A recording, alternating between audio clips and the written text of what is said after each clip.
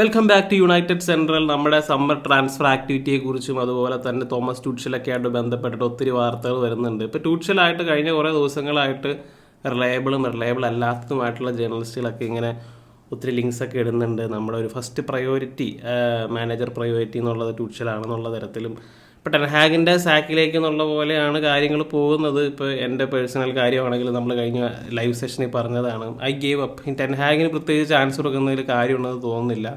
Coventry ആയിട്ട് 3 goal അടിച്ചതിന് ശേഷം 3 ഗോൾ വാങ്ങുക. അതുപോലെ തന്നെ ബേൺലി 10ാം സ്ഥാനത്തുള്ള ടീമായിട്ട് 10 മിനിറ്റ് നേരം ഇങ്ങനെ ലീഡ് പ്രൊട്ടക്റ്റ് ചെയ്യാൻ പറ്റണ്ടേ. അപ്പോൾ അത്രയും ഡിഫെൻസീവ്ലി നമ്മൾ വീക്കാണ്, മെൻ്റലി വീക്കാണ്. അപ്പോൾ എത്രയൊക്കെ നല്ല മാനേജറാണെന്ന് പറഞ്ഞു കഴിഞ്ഞാലും ആ ഒരു സ്പിരിറ്റ് എന്ന് പറഞ്ഞ സാധനം നഷ്ടപ്പെട്ടു, അല്ലെങ്കിൽ ആ വിശ്വാസം പോയി, ഫാൻസിന് വിശ്വാസം പോയി. ഫാൻസ് ആണെങ്കിലും ആ മത്സരത്തിന് ശേഷം മൂവ് ചെയ്തിട്ടാണ് വിട്ടത്.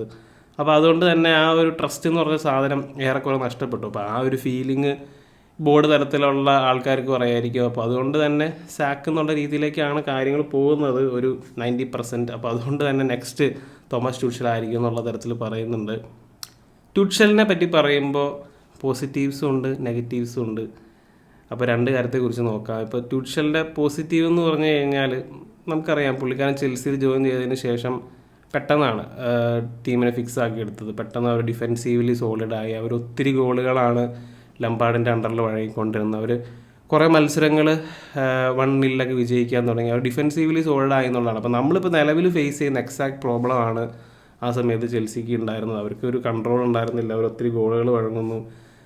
അപ്പോൾ അങ്ങനെയുള്ള പ്രശ്നങ്ങൾ. അപ്പോൾ ആ ഒരു കാര്യത്തിലേക്ക് വന്നു കഴിയുമ്പോൾ ട്യൂച്ചൽ ആൾ ഭയങ്കര ടാക്ടീഷ്യനൊക്കെയാണ്. ആ കാര്യത്തിൽ അല്ല എന്ന് പറയാൻ പറ്റില്ല. പുള്ളിക്കാരന് ഓരോ ഗെയിം അനുസരിച്ച് പുള്ളിക്കാരൻ ടാക്ടിക്സൊക്കെ മാറ്റാറുണ്ട്. അതുപോലെ തന്നെ ഡിഫെൻസീവിൽ ടീമിനെ സോളിഡ് ആക്കും. അപ്പോൾ ആ കാര്യം എടുത്ത് നോക്കിക്കഴിയുമ്പോൾ അതൊക്കെ ഒരു പോസിറ്റീവാണ്. പക്ഷേ പുള്ളിക്കാരൻ്റെ വിഷയം നമുക്കറിയാം, എവിടെ ചെന്ന് കഴിഞ്ഞാലും പ്രശ്നമാണ്. ഒരു സ്ഥലത്തും പ്രശ്നമില്ലാതിരുന്നിട്ടില്ല.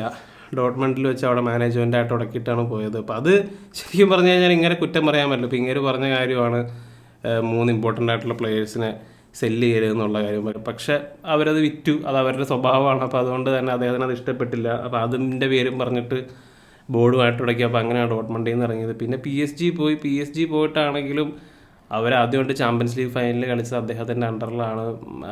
പിന്നെ ട്രോഫികളൊക്കെ നേടിയിട്ടുണ്ട്.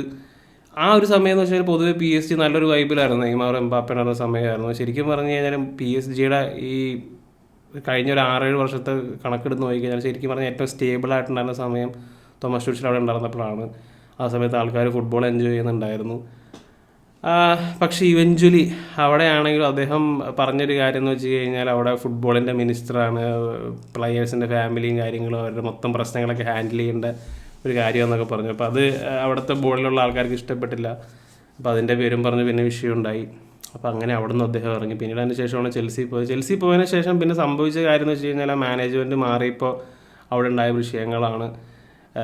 പിന്നെ കുറേ മത്സരങ്ങൾ മോശം മത്സരങ്ങളുണ്ടായിരുന്നു അവസാന സമയത്തൊക്കെ ആയപ്പോൾ. അപ്പോൾ അങ്ങനെയാണ് അവിടെ നിന്ന് പോയത്. പിന്നെ ഇവഞ്ച്വലി ബയേണിൽ ചെന്നത്, ബയേണിലാണെങ്കിലും മാനേജ്മെൻറ്റായിട്ടുള്ള പ്രശ്നം. അപ്പോൾ അങ്ങനെ എവിടെ ചെന്ന് കഴിഞ്ഞാലും ഒരു ടൈം ബോംബായിട്ടാണ് പുള്ളിനെ തോന്നുന്നത്. ചിലപ്പോൾ അവിടെ നമ്മുടെ അവിടെ വന്നാൽ പോലും മാനേജ്മെൻറ്റായിട്ടൊക്കെ എങ്ങനെ ഒത്തുപോകുന്നുള്ള കാര്യം അറിയില്ല. ഇപ്പോൾ ഓഫ് കോഴ്സ് പുതിയ മാനേജ്മെൻറ്റും പുതിയ CEO-യും പുതിയ സ്പോർട്ടിംഗ് ഡയറക്ടറൊക്കെയാണ്. ഇപ്പോൾ ഇവരൊക്കെ എങ്ങനെയാണ് ചെയ്യാൻ പോകുന്നതെന്നുള്ള കാര്യം പോലും നമുക്കറിയില്ല. അപ്പോൾ അതുകൊണ്ട് ലെറ്റ്സ് വെയിറ്റ് ആൻഡ് സീ എന്ന് മാത്രമേ പറയാൻ പറ്റുള്ളൂ.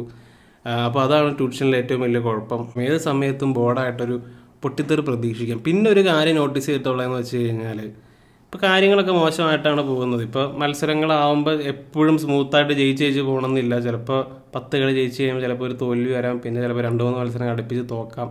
അത് പെട്ടെന്നൊരു ഡിപ്പ് സംഭവിക്കാം. ഡിപ്പ് സംഭവിച്ചതിന് ശേഷം അവിടെ നിന്ന് ഉയർത്തെഴുന്നേൽക്കുക എന്നുള്ളതാണ് നല്ല മാനേജേഴ്സിൻ്റെ ഏറ്റവും വലിയൊരു ലക്ഷണം എന്ന് പറയുന്നത്. ചിലപ്പോൾ 3 മത്സരങ്ങൾ തോറ്റ് കഴിയുമ്പോൾ പിന്നെ അവർ ചിലപ്പോൾ വീണ്ടും ജയിച്ച് മൊമെൻറ്റം കീപ്പ് ചെയ്യും. പക്ഷേ ഇത് മൊമെൻറ്റം അദ്ദേഹത്തിന് ഇല്ലെങ്കിൽ ചിലപ്പോൾ ഡൗൺ ആയിട്ട് പോകുമെന്നുള്ളൊരു കാര്യമാണ് നമ്മൾ പലപ്പോഴും കണ്ടിട്ടുള്ളത്. ചെൽസിയിലാണെങ്കിലും അതുപോലെ തന്നെ ബയേണിലാണെങ്കിലും മൊമെൻറ്റം പോയി കഴിഞ്ഞാൽ പിന്നെ പുള്ളിക്കാരൻ്റെ പണി വാഴുന്ന പോലെയാണ്.